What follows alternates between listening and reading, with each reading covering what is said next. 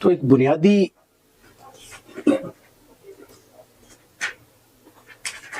Structure اس کی living کا اس کو ذکر کیا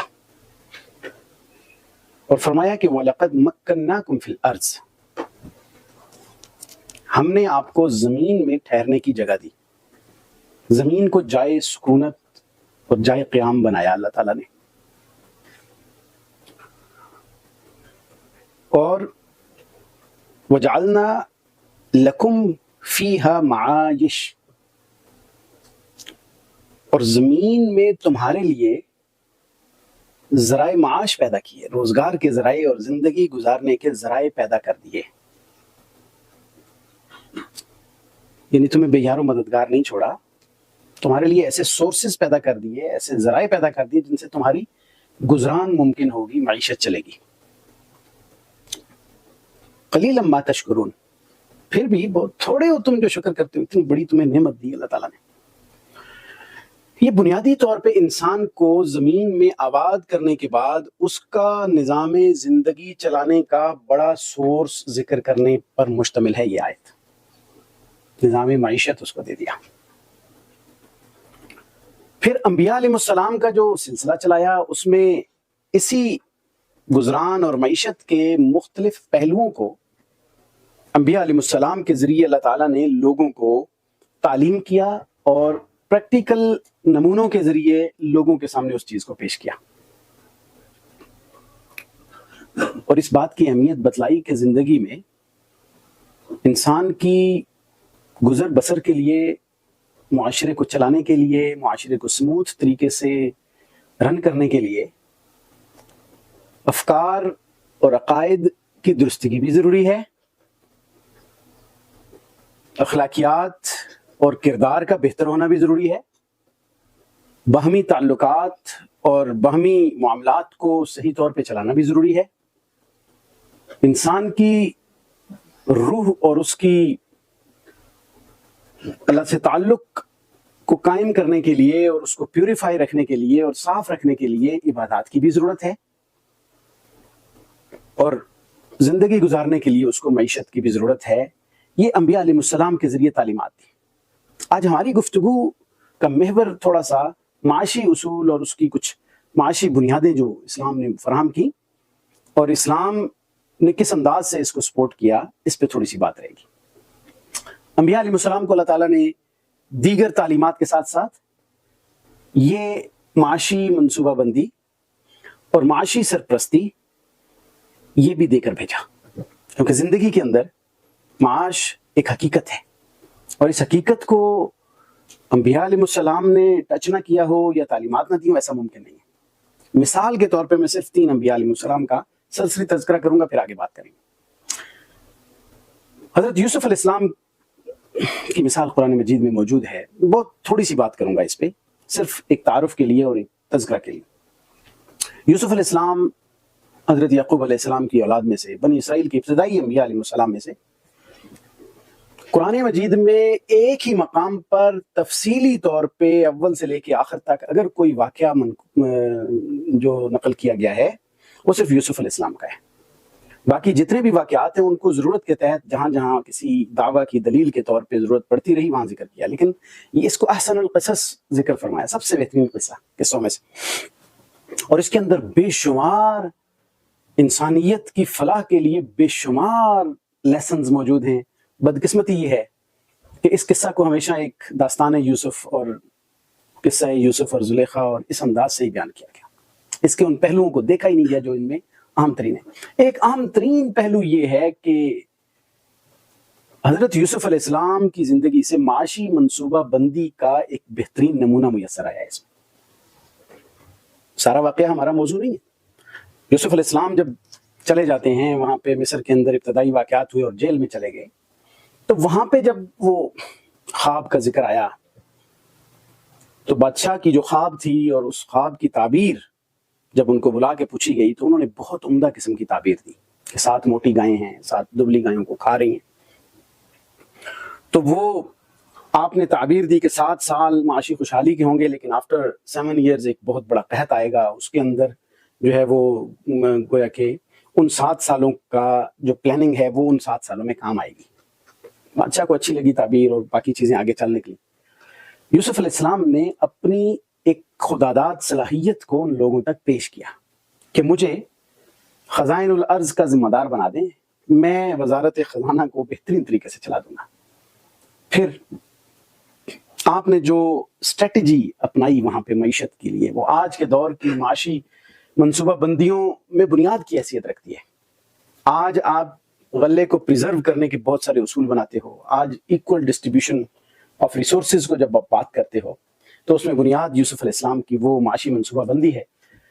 7 سال تک خوب بھلیاں اگائیں، خوب گندم اگی، اس کی جو ضرورت کے تحت need based utilisation of resources یہاں سے میسر آیا کہ بھئی اگاؤ، خوب اگے گی لیکن اتنی استعمال کرو جتنی ضرورت ہے. نمبر 1 یہ اسٹریٹجی ہماری معاشی منصوبہ بندیوں کے اندر بڑی اہم ہوتی ہے کہ ریسورسز کو ضائع نہیں کرنا. نمبر 2 جدید ترین ذرائع معیشت کو، جدید ترین ذرائع پریزرویشن کو استعمال کیا گیا، اور وہ یہ تھا کہ آپ گوداموں کے اندر جتنا بڑا مال ذخیرہ کر دو، کچھ دنوں کے بعد خراب ہونا اس کا یقینی ہوتا ہے جب تک اس کو ایک خاص ایٹماسفیئر نہ دیں. اگر آپ اس کو ایٹماسفیئر بھی دے دیتے ہیں تو 7 سال تک آپ شاید ہی کسی گودام میں گندم کو محفوظ رکھ سکیں. لیکن انہوں نے کہا جی دانے کو بالی سے جدا نہیں کرنا، یہ جدید ترین اس ٹائم کا سورس یوز کیا، 7 سال تک قائم رہ جائے گا، غلہ اس کے اندر محفوظ رہے گا. یہ حضرت یوسف علیہ السلام نے، صاحب ظاہر انبیاء علیہ السلام کو الہامی اور اللہ کی طرف سے عطا کردہ رہنمائی ہوتی ہے اور انبیاء علیہ السلام اس کے مطابق آگے کام کرتے ہیں. تو گویا اللہ نے انسان کو معاشی منصوبہ بندیوں کے اندر بھی ایگزامپلز دکھائی ہیں آسمانی وحی کے ذریعے اور آسمانی تعلیمات کے ذریعے، ادھورا نہیں چھوڑا، اور پھر باقی چیزیں بندوں پہ لگا دی کہ اب آگے مینجمنٹ خود کر لو. تو یوسف علیہ السلام نے ایک تو اتنا سال گندم کو حفاظت کے ساتھ رکھ کے اس کو کیا. اس کے بعد ایک اور بڑی امپورٹنٹ چیز کہ ایکول ڈسٹریبیوشن آف ریسورسز. یہ عرب کے قافلوں کے اندر ایک بڑا معمول ہوتا تھا کہ لمبے قافلے جب چلتے تھے اور سفر میں کسی کے پاس زیادہ راہ رہ گیا، کسی کے پاس ختم ہو گیا، پھر ان کو کہا جاتا تھا کہ ایک چادر بچھا دی جاتی تھی. اس چادر میں سب کو کہا جاتا تھا جس کے پاس جو کچھ ہے وہ لا کر اس میں ڈھیر کر دو. کسی کے پاس پاؤ بچا ہوگا تو کسی کے پاس سیر بچا ہوگا، وہ سارا کچھ لا کے اس چادر میں ڈھیر کر دیا جاتا تھا، اور پھر وہاں سے سب کو ایکول ڈسٹریبیوٹ کیا جاتا تھا تو منزل تک سب پہنچ جاتے تھے. یہ ایک دوسرے کی خیرخواہی پر مبنی بات ہے. تو اس طرح کا اصول حضرت یوسف علیہ السلام نے اختیار کیا، اور وہ ایسا اصول تھا جس سے نہ صرف اپنا ملک فائدہ اٹھاتا رہا بلکہ ارد گرد کے علاقوں کے لوگ بھی وہاں سے غلہ لینے آتے تھے. ایک خاص پیمانہ بنا کے اس کی خاص مقدار لوگوں کو دی جاتی تھی، اس سے زیادہ نہیں دی جاتی تھی، ایکول ڈسٹریبیوشن کی.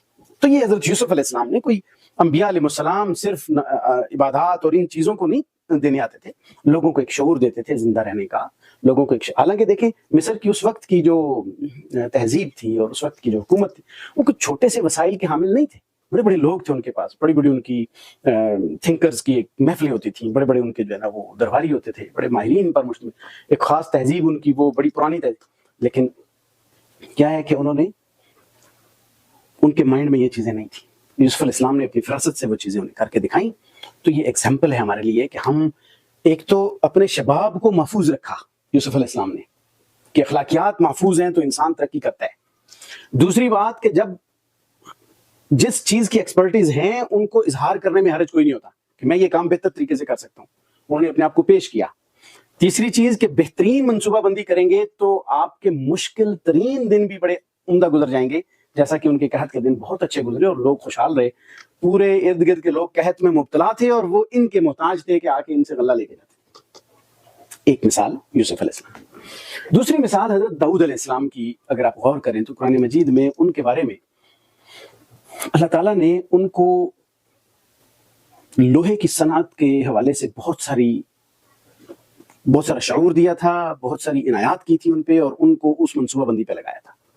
وَأَلَنَّا لَهُ الْحَدِيدَ کا لفظ آتا ہے کہ ان کے لیے لوہے کو نرم کر دیا تھا، اور پھر اللہ کی طرف سے ان کو یہ کہا بھی گیا کہ یہ ڈائریکشن اختیار کرو. اور ڈائریکشن میں اس وقت کے حساب سے جو ڈیفینسو پوائنٹ آف ویو سے پروڈکٹس تھیں وہ تیار کرنے کا اللہ تعالیٰ نے نبی کو ریکمنڈیشن، دفاعی ساز و سامان جیسا کہ فرمایا گیا انہیں کہ بھئی زرہیں بناؤ، اس وقت کی بہترین چیز ہوتی تھی، جنگوں میں استعمال ہونے والی چیز ہوتی ہے زرہ بناؤ، اور وقدر فی السرد، اور ان کی جو لڑیاں ہیں نا بڑی سیمیٹری کے ساتھ ان کو یعنی بہترین طریقے سے قرآن نے کہا کہ ان چیزوں کو سیمیٹری کے ساتھ اختیار کرو.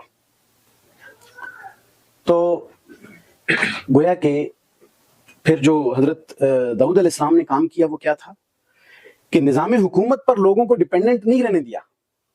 انہیں کہا کہ تم ہاتھوں سے کام کرو، میں بھی کرتا ہوں.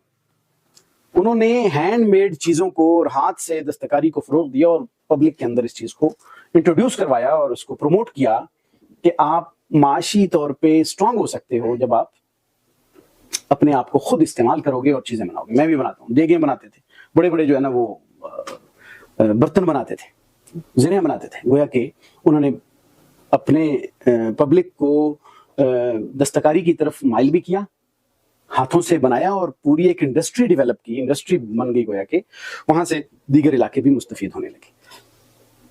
یہ حضرت داؤد علیہ السلام انبیاء علیہ السلام کی مثالوں میں سے.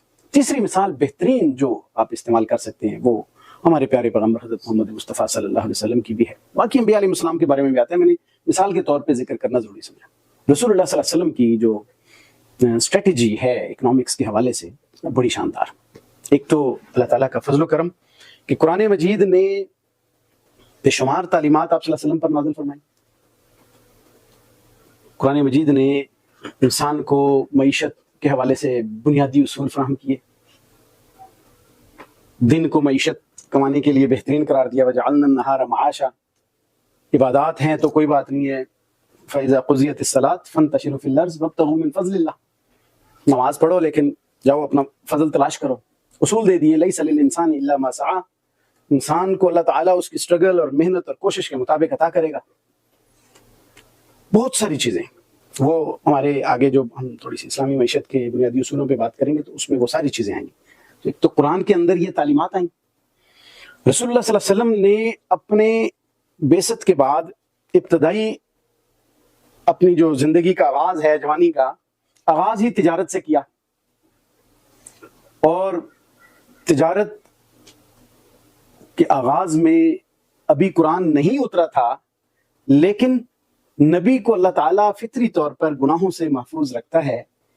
تو قبل از نبوت بھی آپ صلی اللہ علیہ وسلم نے وہ دیانتداری اور وہ کمال تجربہ کاری اور مہارت کو استعمال کیا کہ آپ قبل از نبوت ہی صادق اور امین کے لقب سے یاد کیے جانے لگے. لوگوں نے آپ کو یاد کیا، آپ کو صادق اور امین کہا کرتے تھے.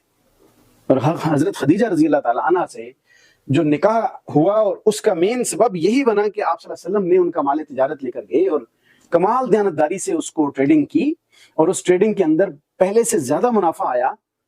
تو اس سے متاثر ہو کر انہوں نے پیغام نکاح بھیجا. آپ علیہ السلام نے اپنے چچا کے ساتھ جا کر تجارت کو سیکھا. پہلے چچا سے اس کا جو کچھ تعارف لیا، پھر اس کے بعد اپنی دیانتداری اور محنت کے ساتھ آپ آگے بڑھے. تو تجارت آپ کے ابتدائی معاشی جو ایکٹیویٹیز تھی اس کا حصہ تھا. پھر جب قرآن نازل ہونا شروع ہو گیا، آپ صلی اللہ علیہ وسلم کو تعلیمات الہی بھی ملنا شروع ہو گئی، تو آپ صلی اللہ علیہ وسلم نے اس کی روشنی میں جو پبلک کو تعلیمات دیں، کمال اور شاندار قسم کی معاشی تعلیمات تھی. نبی پاک صلی اللہ علیہ وسلم نے اس کو ٹاپ پرائیورٹی پہ رکھ کے مین ترجیح کے طور پہ اس کو اختیار کرنے کا حکم ارشاد فرمایا. اب یہ جو حدیث میں نے آپ کے سامنے پڑھی، طلب کسب الحلال فریضۃ بعد الفریضہ، کہ جو فرض چیزیں اللہ نے کی ہیں نا ابتدائی طور پہ، جیسے نماز فرض ہے، روزہ فرض ہے، تو طلب کسب حلال جو ہے یہ ان فرائض کے بعد سب سے بڑا فرض ہے. فرض عبادات کے بعد اگر سب سے بڑا کوئی فرض عائد کیا ہے تو وہ طلب کسب حلال ہے.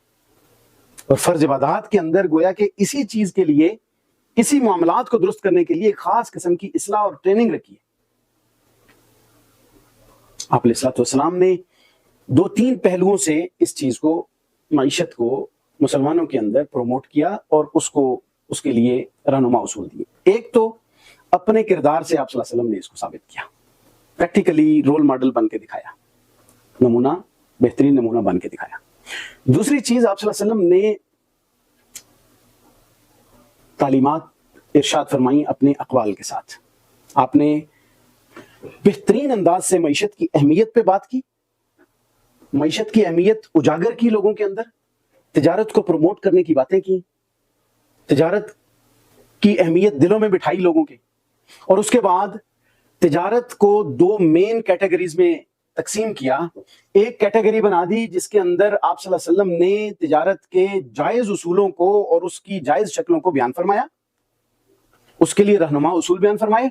دوسری کیٹیگری کے اندر رسول اللہ صلی اللہ علیہ وسلم نے ان امور کو ذکر کیا جو اسلامک پوائنٹ آف ویو سے، سوشل جسٹس کے پوائنٹ آف ویو سے وہ ناجائز تھے، ممنوع تھے، حرام تھے، ان سے منع فرمایا، اور یہ اپنی تعلیمات ارشاد.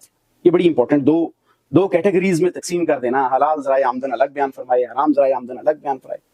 حلال چیزوں کا ذکر، حرام چیزوں کا ذکر، ان ذرائع کو اختیار کرنے کے حوالے سے پوری تعلیمات.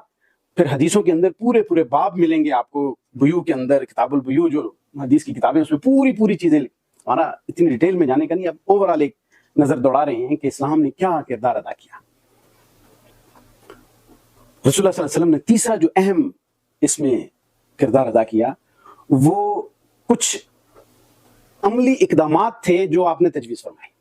جیسا کہ رسول اللہ صلی اللہ علیہ وسلم نے مدینہ میں جب تشریف لائے، یہودیوں کا ایک بازار تھا جس میں مسلمانوں کی تجارت بھی ہوتی تھی، لیکن ان کے اندر سود بہت زیادہ ہو رہا تھا. وہ قرضے دیتے تھے اور پھر سود میں جکڑ لیتے تھے لوگوں کو، چیزیں مہنگی بیچتے تھے. لوگ جو وہاں پہ ٹریڈر جاتا تھا تو اس کو کوئی سہولت نہیں ملتی تھی.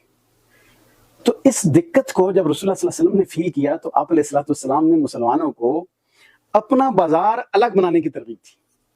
پھر مسلمانوں نے وہاں پہ اپنی مارکیٹ ڈیولپ کی، اور مارکیٹ ڈیولپ کر کے وہ جو آپ صلی اللہ علیہ وسلم نے پورا میکینزم بتایا ہوا تھا حلال حرام کا، جائز ناجائز کا، اس پورے میکینزم کو رسول اللہ صلی اللہ علیہ وسلم نے وہاں امپلیمنٹ کرنے کے لیے لوگوں کو اپوائنٹ کر دیا. اور مسلمان تاجر رسول اللہ صلی اللہ علیہ وسلم کی تعلیمات کے مطابق جب وہاں پہ گئے، انہوں نے کام شروع کیے تو اتنی مناسب ریٹس پر چیزیں ملنے لگیں کہ وہ یہودیوں کے اپنے یہودی وہ مارکیٹیں چھوڑ کے مسلمانوں کی مارکیٹ میں آ کے اپنا کاروبار کرتے تھے کہ یہ صحیح مارکیٹ ہے. جو ظلم کا ستایا ہوا ہوگا، چاہے وہ مسلمان ہو یا یہودی، سب کے لیے اوپن کر دیا بازار کو، لیکن اصول اس میں اپنے چلائے. یہ باتیں اکثر لوگ جانتے ہی نہیں ہیں کہ رسول اللہ صلی اللہ علیہ وسلم نے اپنی مارکیٹ ڈیولپ کی، مارکیٹ کو بڑا فوکس کیا. یہ ہم بازاروں میں کوئی عالم دین کو پھر رہا ہو تو ہم اس کو پتہ نہیں 100 فتوے لگا دیتے ہیں، اس کا کیا کام ہے ادھر. رسول اللہ صلی اللہ علیہ وسلم تو جایا کرتے تھے بازاروں میں، جا کے چیک کرتے تھے. ہاتھ ڈالا ایک دفعہ آپ صلی اللہ علیہ وسلم نے ایک گندم کے ڈھیر میں اور اندر سے گیلا نکلا ہاتھ. میں یہ کیا تم نے کہا بارش ہوگی. فرمایا اس کو واضح کیوں نہیں کیا تم نے؟ وہ مشہور حدیث جو آپ صلی اللہ علیہ وسلم کی من غشا فلیس منا، یہ اس موقع پر آپ نے ارشاد فرمائی جو ملاوٹ کرے گا وہ ہم میں سے نہیں ہے. خود چیک کیا کرتے تھے مارکیٹ کو جا کے. قیمتوں کے کنٹرول کے لیے باقاعدہ ادارہ بنا ہوا تھا، اس کو تسعیر کا شعبہ کہتے ہیں، شعبہ تسعیر، rate control, price control system بنایا ہوا تھا. بعد میں بھی مسلمانوں نے، فقہا نے اس کو آگے بہت زیادہ استعمال کیا. تو کہ جب پرائس کنٹرول آپ کا سسٹم ناکام ہو جاتا ہے تو پبلک مہنگائی کے عذاب میں پس جاتی ہے. یہ نہیں ہے کہ مارکیٹ بنا لو اور اس کے بعد اس کا کنٹرول نہ ہو، پورا ایک سسٹم اور میکینزم بنتا ہے. تو کہنے کا مقصد یہ ہے کہ آپ صلی اللہ علیہ وسلم نے عملی اقدامات کیے، دوسرے ممالک کے ساتھ ایگریمنٹس کیے، تجارتی معاہدے ہوئے، اور اس میں بغیر اس مارکیٹ میں اور ان آپس میں جو آپ صلی اللہ علیہ وسلم کے معاملات ہوئے اور ان کے ساتھ، اس میں کسی قسم کی مذہبی رکاوٹ کو آڑ نہیں بننے دیا. بین المذاہب ہم آہنگی کی بہترین شکل اس وقت یہ تھی کہ آپ صلی اللہ علیہ وسلم نے یہودیوں سے، مشرکین سے تجارت کی بھی ہے، ان سے چیزیں خریدی بھی، ان کو بیچی بھی. یہودیوں کے ساتھ قرضوں کا لین دین بھی ہوا، ان سے تحفہ تحائف کا بھی لین دین ہوا. معیشت کے جس پہلو کو بھی دیکھے وہاں پہ رکھا. صرف ناجائز چیزوں کا کاروبار ممنوع تھا، اس میں آپ نے ممانعت کی. حرام چیز کے کاروبار میں ان کے ساتھ شامل نہیں ہوئے. ان کی مارکیٹ میں خود مال بیچا بھی ہے. اپنے صحابہ کرام کو فرمایا جہاں وہاں پہ جاؤ، وہاں پہ کام کرو. تو اس اعتبار سے ہم دیکھیں تو نان مسلم کی مارکیٹس میں بیٹھنا منع نہیں ہے. یہ تعلیمات نبوی سے ثابت ہے. آج کل امیزون ہے، ای بے ہے، شاپیفائی ہے، مثال کے طور پہ جو ای کامرس کے پلیٹ فارمز ہیں ان میں دیکھیں اس میں کوئی بنیادی اسلامی تعلیمات کے خلاف اگر کوئی ایکشن نہیں ہے اور وہ چیزیں بنیادی اسلامی تعلیمات اور اصولوں کے مطابق ہیں تو نان مسلم کی مارکیٹ ہو یا مسلم کی مارکیٹ ہو، مسلمان ٹریڈرز کو آگے بڑھ کے اس کے اندر اس کا حصہ بننا ہوگا. نان مسلم کنٹری ہو یا مسلم کنٹری ہو، کوئی ایشو نہیں ہے. آپ صلی اللہ علیہ وسلم کی تعلیمات نے یہ بنیادی طور پہ ہمیں اصول فراہم کر دیا اور بنیاد فراہم کر دی. تو 3 پہلو رسول اللہ صلی اللہ علیہ وسلم کی زندگی سے ہمیں میسر آئے. ایک، آپ صلی اللہ علیہ وسلم کا جو اپنا اسوہ حسنہ، اپنی تجارت، اپنا پریکٹیکل. دوسرا، آپ نے جو فرامین ارشاد فرمائے اور اس میں کیٹیگرائز کیا. اور تیسرا، جو آپ نے اسٹیٹ کی سطح پہ مختلف ایگریمنٹس کیے، مختلف اسٹیٹس کے ساتھ مختلف جگہ وفود بھیجے، ان کو اپنے گورنروں کو تعلیمات بھیجیں اور ان کے لیے کچھ لائے عمل اسٹیٹ کی سطح پہ نافذ کیا اور اس کو آگے چلایا اور مختلف مارکیٹس بنوائی اور ان کے ساتھ لوگوں کے ساتھ تعلق. اب یہ آپ صلی اللہ علیہ وسلم کی زندگی صحابہ کرام نے، اہل بیت اطہار نے جس انداز سے ان سے لی، اپنے سینوں میں محفوظ کی. آپ کی عطرت ہے، آپ کی اولاد ہے، آپ کے ساتھی ہیں، آپ کے صحابہ ہیں. ان لوگوں نے اس چیز کو آگے پھیلانا شروع کیا. اور وہ بنیادیں تھیں جب حضرت عمر فاروق رضی اللہ تعالیٰ عنہ کے دور میں 22 لاکھ مربع میل تک جو ہے وہ یہ نظام حکومت پھیلتا ہے، تجارت بھی پھیلتی ہے. اسی طریقے سے حضرت عثمان غنی رضی اللہ تعالیٰ عنہ کا دور آتا ہے. تو پہلی دفعہ چین کے اندر حضرت عثمان غنی رضی اللہ تعالیٰ عنہ کے دور میں ایک وفد آیا اور اس نے سفارتی اور معاشی کچھ ایگریمنٹس کیے آ کے یہاں پہ. اور اس کی روشنی میں پھر حضرت عثمان رضی اللہ تعالیٰ عنہ کے بعد چین کے اندر ہمارے مسلمان تاجروں کا آنا جانا شروع ہوا. اب یہ ایک ایکٹیویٹی جو بنتی چلی گئی کہ تعلیمات ملی. میں اس پہ بات کرتا ہوں کہ ہمارے حلال اور حرام کی جو کچھ بنیادی اصول ہیں وہ کیا آپ صلی اللہ علیہ وسلم نے ذکر کیے، جو آفاقی ہیں، یونیورسل ہیں، جو آج بھی اگر نہیں ہے تو دنیا کی مارکیٹ کولیپس کر جائے گی. کسی نہ کسی طریقے سے وہی اصول اور ضوابط چل رہے ہیں، تب مارکیٹنگ قائم ہے. اور آپ صلی اللہ علیہ وسلم نے ان کو دینی اوبلیگیشن کے طور پہ ذمہ داری لگا دی. رسول اللہ صلی اللہ علیہ وسلم کی تعلیمات سے متاثر ہو کر، آپ کی تعلیمات کا اثر لے کر، صحابہ کرام نے ان تعلیمات کو اپنا حصہ بنایا. صحابہ کرام کے دور میں مسلمان تاجروں کے اندر وہ تمام خوبیاں موجود تھیں جو اسلامی تعلیمات نے انہیں مہیا کی. اب ہوا کیا؟ دنیا کے اندر جب مختلف جگہوں پہ فاتحین جاتے ہیں، طاقت استعمال کرتے ہیں. انویڈرز نے جا کے علاقوں کو فتح کیا اور اس جگہ کے اوپر قبضہ کر لیا اور اپنی ساری تجارت بھی وہاں پہ لے کے آگے. اور پھر اس کے بعد یا تجارت کے ذریعے وہاں پہ جو ہے وہ اپنی لوگوں کو اس کا پابند بنایا اور اس کے بعد جو ہے لوگوں پر قبضہ کر لیا اور لوگوں کو جو ہے وہ مجبور کر کے اپنے اس سسٹم کا حصہ بنا لیا. جیسے ہمارے پاس ایسٹ انڈیا کمپنی آئی، اس نے آہستہ آہستہ اپنا پورا برصغیر کا کنٹرول لیا اور طاقت لا کے ختم کر دیا. کوئی ان کی معاشی پالیسیوں کے اندر کوئی ایسی کشش نہیں تھی کہ جس کی وجہ سے پورا ملک ان کو دے دیا گیا. مسلمان تاجروں کے اندر یہ خوبی موجود تھی کہ وہ جس علاقے میں جاتے تھے، کچھ تاجروں کے اندر کیا پاور ہو سکتی ہے کہ وہ اسٹیٹ کے اندر ایک بنیادی تبدیلی کی راہ ہموار کر دیں، سوائے ان گولڈن تعلیمات کے جو انہیں میسر آئیں، سوائے ان گولڈن اصولوں کے جو ان کی اس کا حصہ بنے. وہ کیا ہیں؟ جتنے بھی ہمارے تجار جاتے رہے چائنا کے اندر. اب دیکھیں آپ، چائنا ایک ایسا دیش تھا جہاں خدا بیزاری بھی بہت زیادہ تھی، آج بھی ہے. زیادہ تر لوگ سیکولر قسم کے لوگ. لیکن ایک سروے کے مطابق جو چائنا کے اندر اس وقت تقریباً ایک سروے رپورٹ کہتی ہے کہ 5 کروڑ مسلمان ہیں، ایک سروے رپورٹ کہتی ہے کہ 2.5 کروڑ مسلمان ہیں. وہ ان کی جو کیلکولیشن کے کچھ معیار ہیں اس میں ڈفرینس آتا ہے. 3 کروڑ 4 کروڑ لازمی ہوں گے. کیسے بنے؟ اس زمانے میں جو مسلمان وہاں سے آئے، نہ صرف تجارت کی بلکہ تجارت کے ساتھ ساتھ لوگوں کو اپنے اخلاق، اپنے کردار، اپنی تعلیمات اور اپنی تجارت کی دیانتدارانہ صلاحیتوں کے مطابق لوگوں کو ایڈریس کیا. چائنا کے اندر اتنے مسلمان اور اتنے قبائل جو مسلمان بنتے چلے گئے وہ ان لوگوں کی محنت سے آئے. کتنی قبائل ہیں وہاں پہ. اب غوز مسلمان جتنے بھی یہ سنکھیان کے اندر ہیں، یہ سارے مسلمان تاجروں کی وجہ سے مسلمان ہوئے. اسی طریقے سے وہاں پہ تاجک قبائل ہیں اور اسی طریقے سے وہاں پہ ان کے تاتار قبائل ہیں، بے شمار قبائل ہیں. تقریباً 10-15 قبائل میجر وہاں پہ موجود ہیں جن کی مختلف صوبوں میں سب سے زیادہ سنکھیان کے اندر ان کا اور شنگھائی کے اندر مسلمانوں کا ایک بہت بڑا جو ہے وہ تعداد موجود ہے. اسی طرح ان کے جو ابتدائی وہاں پہ بندرگاہیں تھیں، وہاں پہ مسلمان آ کے اسی بندرگاہی علاقہ جو ہے اس کے اندر قیام پذیر ہو جاتے تھے اور وہاں پہ دعوت کا کام کرتے تھے، اور لوگ حیران ہوتے تھے کہ یہ لوگ کیسے انداز سے تجارت کرتے ہیں. وہ لینگویج سیکھتے تھے لوگوں کی، پھر اس کے بعد وہاں پہ اثر انداز ہوتا. یہاں تک اسلام کا پہنچنا، کوئی بتا دے کہ کسی نے کوئی لشکر بھیجا اور آ کے تلواروں کے ساتھ اسلام قبول کیا. ایک اسپین کا علاقہ ایسا ہے جہاں مسلمان گئے اور وہاں پہ پولیٹیکلی ایک ان کا غلبہ ہوا اور اس کے بعد وہاں پہ سارا کچھ پھیلا، لیکن باقی تمام علاقوں میں دیکھیں. مثال کے طور پہ آپ یہ جو جنوب مشرقی ایشیا ہے جس میں ملائیشیا ہے، انڈونیشیا ہے، کہاں سے اسلام آیا؟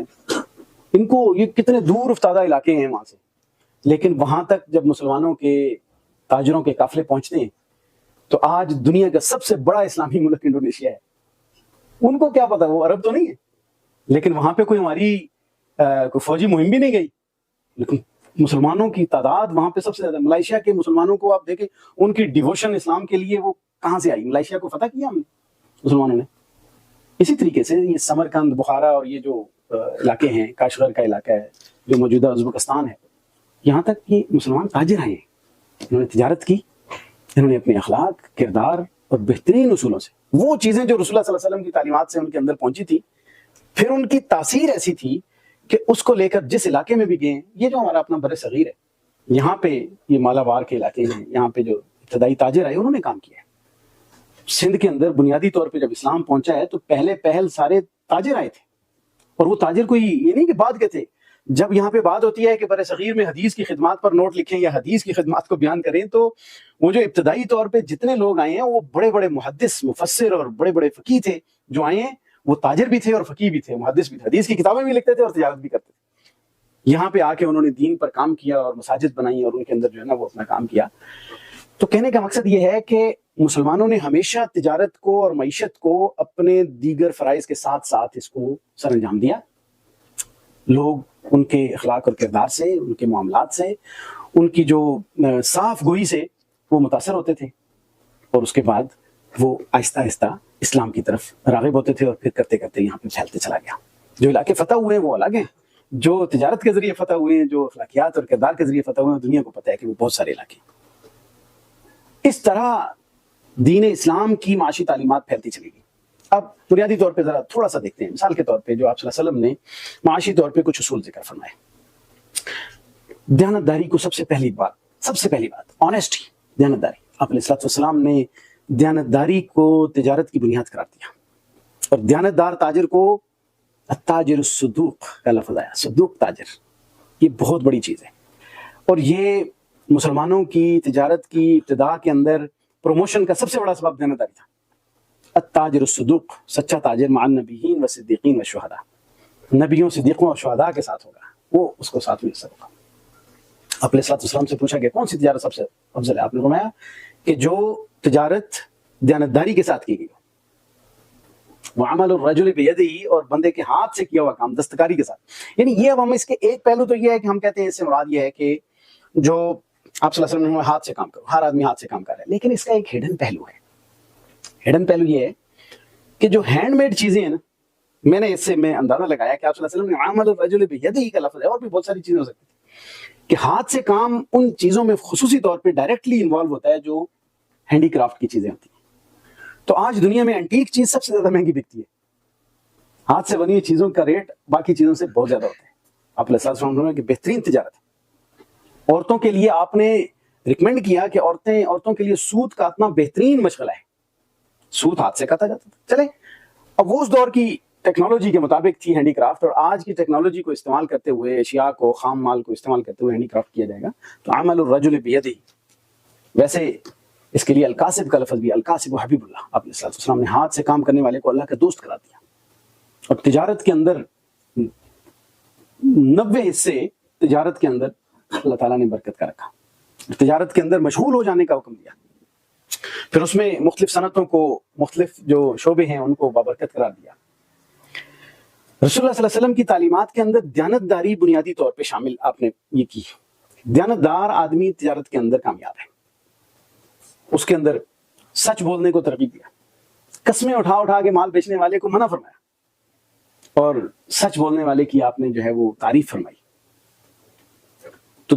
جھوٹ اور بددیانتی سے روک کے دیانتداری کی طرف راغب کیا. بنیادی طور پہ یہ ایک اصول فراہم کر دیا.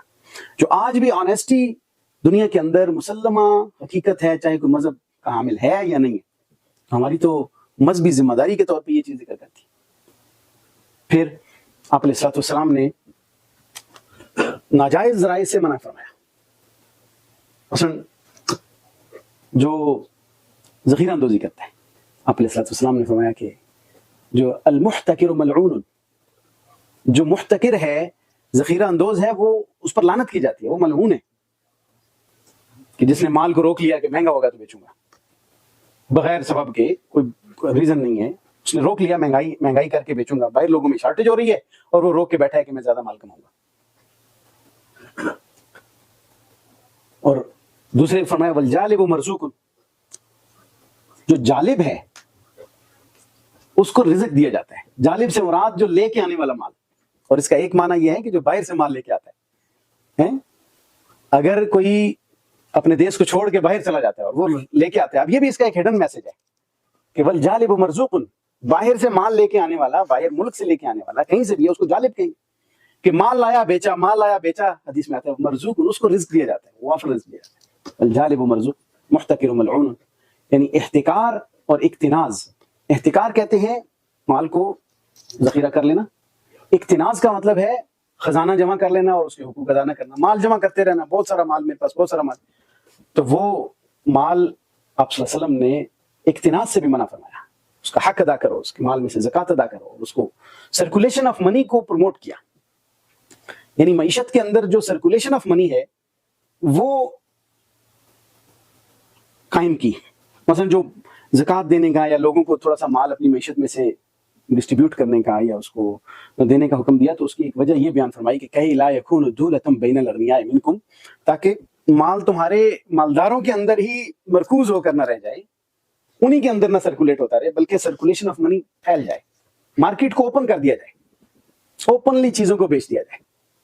اور ایک طرف آپ علیہ الصلوۃ والسلام نے فرمایا کہ جب ناپ تول کرو تو پورا پورا دے دو، کوئی ڈنڈی نہیں مارنی، بلکہ فرمایا کہ تھوڑا سا جھکتا ہوا ترازو گاہک کی طرف کر دو. جو جھکتا ہوا ترازو گاہک کی طرف کرے گا، جو گاہک کو ذرا ناپ تول میں صحیح طور پہ چیزیں دے گا، آپ نے فرمایا وہ جنت میں داخل ہوگا. اس کو اللہ تعالیٰ نے ایک برکت کا خاص حصہ عطا فرمانا ہے جو دیانتداری کے ساتھ ناپ تول میں کمی نہیں کرے. آپ علیہ الصلوۃ والسلام نے فرمایا کہ تمہاری ایسی ڈیوٹی لگائی گئی ہے کہ جس کی وجہ سے پہلی قوموں کو ہلاک کیا گیا. شعیب علیہ السلام کی قوم کو ناپ تول کی وجہ سے تباہ کیا، شرک کے ساتھ ساتھ ناپ تول میں کمی کرتے تھے.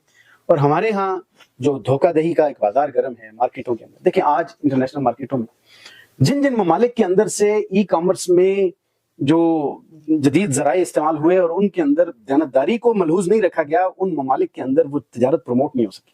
اور آج ان ممالک کے اندر جو ٹریڈنگ ہے، جو کامرس کا جو پروموشن ہے، وہ ان ممالک کے اندر بہت زیادہ ہے جو ممالک اس کا خیال رکھتے ہیں. لوگوں کے اندر ایک ریپو ڈیولپ ہو چکی ہے کہ فلاں ملک جو ہے نا ٹریڈنگ کے اعتبار سے اچھا ہے. بیسیکلی تو رسول اللہ صلی اللہ علیہ وسلم نے ہمیں یہ تعلیمات دے دی، اور آپ صلی اللہ علیہ وسلم کی تعلیمات پوری دنیا کے لیے، اور پوری دنیا تک یہ تعلیمات پہنچی ہیں اسلامی تعلیمات کی روشنی میں. جتنے بھی اسلامی علوم کے تراجم دوسرے ممالک میں پہنچے، انہوں نے اس سے قطع نظر کی یہ مذہب کون سا ہے، انہوں نے اس کے اندر سے اچھی اچھی چیزوں کو لے کے امپلیمنٹ کیا، اور آج وہ اس تہذیب کے لیول پر پہنچے ہوئے ہیں. تو اگر یورپ کے اندر یہ تعلیمات ہیں تو جو اس کے ثمرات ہیں کہ اللہ تعالیٰ ان کو معلوم کر دے گا. اللہ تعالیٰ نے انسان کی دیانتداری اور ان کی آنیسٹی کی بنیاد پہ جو فیصلہ کرنا ہے وہ اس کی بنیاد پہ ہوگا.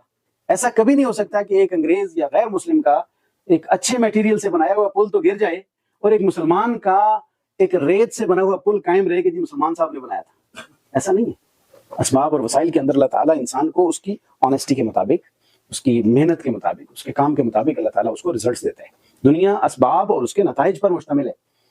اس کے اثرات ثواب کی شکل میں اللہ تعالیٰ عطا فرمائے گا. دنیا میں اللہ تعالیٰ نے کسی محنت اور دیانتداری سے کیے ہوئے بندے کے کام کو ضائع نہیں کرتا اللہ تعالیٰ. تو یہ اصول اور ضوابط بے شمار ہیں.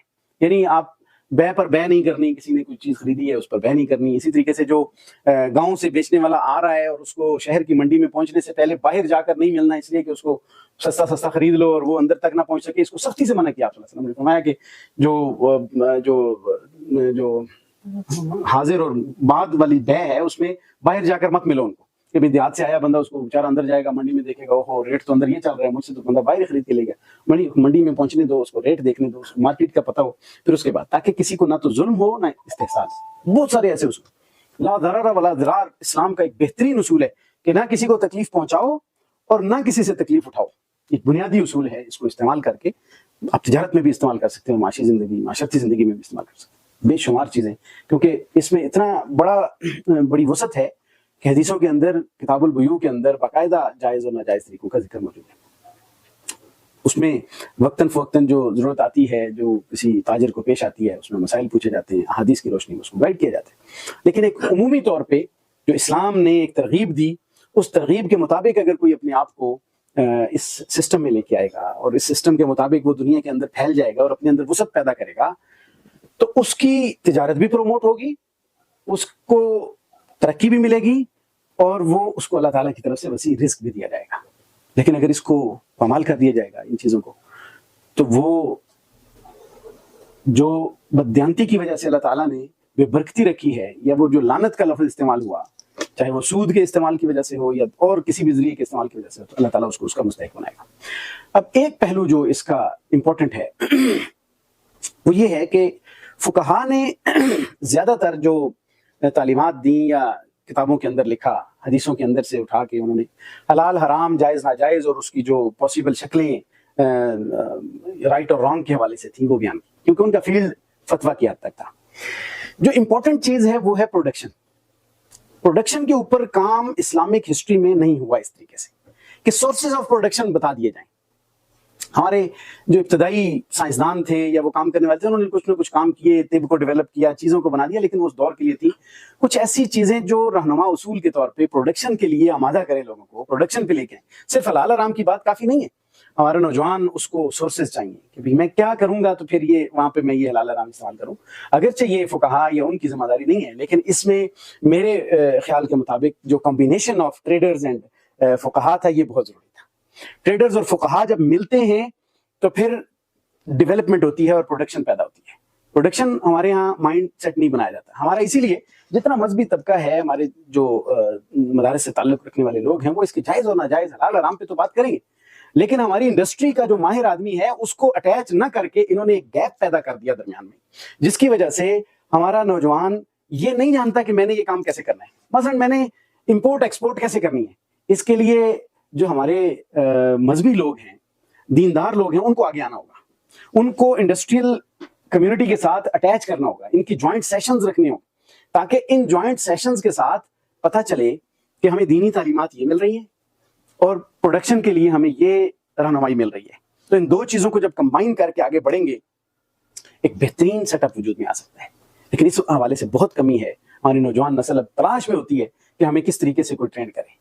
یہ اسپیسیفک چند ایک اداروں کا بن جانا یا اس کو آپ عمومی معاشرے کے اندر تبدیلی کا سبب نہیں بنا سکتے، چیزوں کو عام کرنا ہوتا ہے۔ اب جیسے یہ ہر جگہ پہ عام ہے کہ بھئی ہمیں حلال حرام کا پتہ ہے، ہمیں جو ہے نا جائز ناجائز کا پتہ ہے، کتابوں کے اندر ایک چیز موجود ہے، اس پوری سوسائٹی اور معاشرے کا حصہ بنانا ہوگا اس چیزوں کو کہ ہم پیداوار کیسے کر سکتے ہیں۔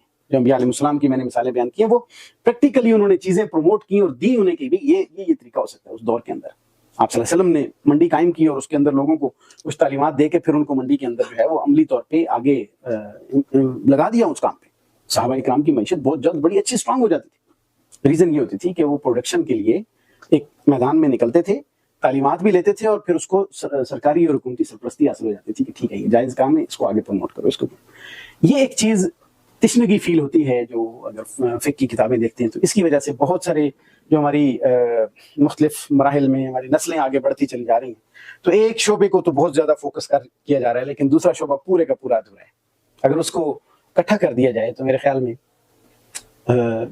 جو اکنامک گروتھ ہے ہماری وہ بہت آگے جا سکتی ہے، اس میں بہت زیادہ ترقی آ سکتی ہے، اس میں ماہرین کا ٹھیک ہے ابھی کچھ تھوڑا جو ہے نا وہ اسلامک جو تعلیمات ہیں اسلامک بینکنگ کے حوالے سے، اگرچہ اس پہ بہت سارے اعتراضات ابھی موجود ہیں، لیکن ایک اچھی کاوش ہے، کوشش شروع ہوئی کہ چلو اس کو آگے لے جایا جائے اور اس کے اوپر جو ہے نا وہ کام کیا جائے۔ کچھ طریقہ ہائے کاروبار اسلامی پوائنٹ آف ویو سے اس میں اس وجہ سے ذرا انٹروڈیوس ہو گئے، مضاربہ ہے، مشارکہ ہے، وکالہ ہے، والا ہے، جو بھی یہ ساری چیزیں اس میں آ گئی، لیکن پروڈکشن کی جو فیلڈ ہے میرے خیال میں اس کی طرف اگر وسعت کے ساتھ توجہ دی جائے پیداوار کے اوپر توجہ دی جائے، تم اپنی چیزیں پیدا کر کے تو باہر لے کے جائی جائیں، یا تجارت کے اوپر جو صرف ٹریڈنگ کے اوپر توجہ دی جائے تو اس کو باقاعدہ طور پہ ٹریننگز کے انداز میں ہماری نوجوان نسل کو یہ ٹریڈنگ کی طرف لایا جائے۔ بہت سارے چھوٹے چھوٹے ادارے اب قائم ہوئے، اب جب ای کامرس آئی لوگوں کے لیے آسانیاں ہوئی، لیکن بہرحال اس کی طرف بہت زیادہ توجہ کی ضرورت ہے تاکہ اسلامی معاشرہ بھی اسلامی معیشت سے مستفید ہوتے ہوئے آگے بڑھتا چلا جائے اور اپنی تجارت کو فروغ دے۔ بہت سارے پہلو ہیں، بہت سارے اس کی جو ڈیٹیل ہے، جب ہم بات کریں گے کسی اسپیسیفک معاشی پہلو پر تو پھر اس کی تفصیل میں جائیں گے۔ اللہ تعالیٰ سے دعا ہے کہ اللہ تعالیٰ ہمیں قرآن مجید کی سمجھ نصیب فرمائے، اللہ تعالیٰ جو کچھ کہا گیا سنیں گے اللہ تعالیٰ اس کا فہم عطا فرمائے اور عمل کرنے کی توفیق عطا فرمائے۔ وآخر دعوانا الحمد للہ رب العالمین۔